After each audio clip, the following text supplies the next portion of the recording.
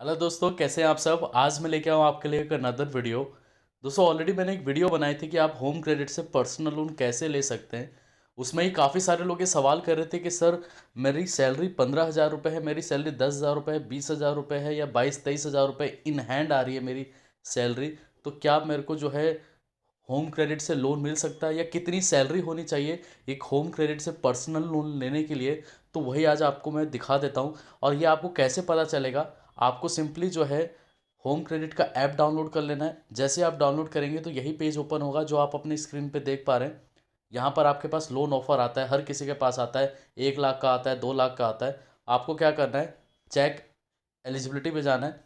उसके बाद आप यहाँ पर देख सकते हैं ऑटोमेटिकली जो है यहाँ पर दिखा रहा है कि 25,500 रुपये आपकी मंथली सैलरी होनी चाहिए, जिसमें इंसेंटिव इंक्लूड होना, अगर होगा कोई प्रॉब्लम नहीं है। अलाउंसेस भी इंक्लूड होगा, कोई प्रॉब्लम नहीं है। और बोनस अगर इंक्लूड होगा तो कोई, जैसे इंसेंटिव वगैरह आते हैं, तो अगर आपकी वो इंसेंटिव मिला के, अलाउंसेस मिला के, बोनस वगैरह सब कुछ मिला के 25,500 रुपये सैलरी जा रही है, तो उस केस में आप इजीली लोन अप्लाई कर सकेंगे। काफ़ी सारे लोग ये सवाल करते हैं कि सर, किसी महीने मेरी सैलरी जो है 25,500 पार कर रही है, और किसी महीने इंसेंटिव नहीं आ रहा है, और किसी महीने इंसेंटिव आ रहा है तो 50-60 हज़ार रुपये भी चला जा रहा है, लेकिन इन हैंड सैलरी मेरी 20,000 रुपये है।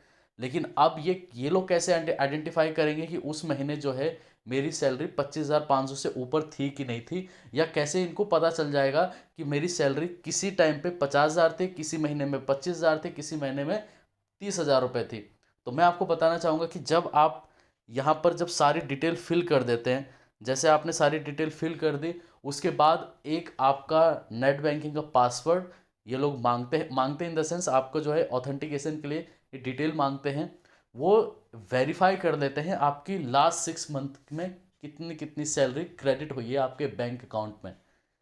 ये बिल्कुल लास्ट प्रोसेस होता है जब बैंक आपको, या जो आपका होम क्रेडिट है वो आपको एक लोन ऑफर देता है। क्योंकि यहाँ पर तो बोल देते हैं कि 1 लाख रुपए का ऑफर है, लेकिन वो डिपेंड करता है कि आपका फिलहाल में कितना लोन चल रहा है और कितना आपका सिबिल स्कोर है। उसके बिहाफ पे अगर 1 लाख की वो बता रहे कि एलिजिबिलिटी है, तो वो मुश्किल से 30-40 हज़ार रुपये मिलते हैं। वो डिपेंड करता है कि आपकी उस टाइम पे कितनी ईएमआई जा रही है और सिबिल स्कोर क्या है। अब उस केस में वहाँ पर जब आप डिटेल फिल करते हैं, तो वहाँ पर आपका नेट बैंकिंग का आईडी पासवर्ड मांगता है। वो जैसे ही आप डालेंगे तो 1 मिनट का ये टाइम लेता है। वहाँ पर ये चेक कर लेता है कि लास्ट 6 मंथ में कितनी कितनी सैलरी क्रेडिट हुई है, और उसके बेसिस पे, मतलब लास्ट 3 मंथ के बेसिस पे ये आपकी एलिजिबिलिटी निकालता है। मान के चलिए कि अगर किसी महीने आपकी सैलरी 25,000 है, फिर उसके अगले महीने 30,000 है, फिर उसके अगले महीने 40,000 है, तो ये ईजिली जो है आपको लोन दे देगा। लेकिन अगर आपका, जैसे मान के चलिए पिछले 3 महीने में सैलरी क्रेडिट हो रही है सिर्फ 20,000, 22,000, 23,000, तो उस केस में लोन रिजेक्ट हो जाएगा। और या हो सकता है कि दोस्तों, कि आपका अगर पास्ट में कोई, अगर आपने कभी कोई चीज़ फाइनेंस कराई हो होम क्रेडिट से, तो यहाँ पर एक चीज़ है कि एलिजिबिलिटी बन सकती है। अगर आपका सैलरी, अगर मान के चलिए कि 25-30 हज़ार रुपये किसी टाइम पे आ रखा है, लास्ट 6 मंथ की बात बता रहा हूँ, लास्ट 6 मंथ में अगर उतनी सैलरी क्रेडिट हुई है, तो आपको यहाँ पर एलिजिबिलिटी बन सकती है। अगर लास्ट 6 मंथ में आपकी सैलरी, मान के चलिए कि किसी भी महीने जो है 25,000 से ऊपर नहीं है, तो उस केस में लोन रिजेक्ट हो जाएगा। अगर आपकी सैलरी पिछले 6 महीनों में, या आप ये कह सकते हैं कि पिछले 3 महीनों में, किसी महीने में 25, किसी महीने में 30, किसी महीने में 40 है, तो ईजिली आपको होम क्रेडिट से लोन मिल जाएगा। तो काफ़ी लोगों की बात मन में ये था बात कि सर, ये कैसे आइडेंटिफाई करते हैं कि कितनी सैलरी, ये कैलकुलेट कैसे करते हैं। तो मैं आपको बताऊं, लास्ट 3 मंथ का या लास्ट 6 मंथ का ये चेक करके डिसाइड करते हैं कि आपका कितना क्रेडिट हुआ है, कितना अमाउंट आया है आपके अकाउंट में, इंसेंटिव बोनस सब लगा के।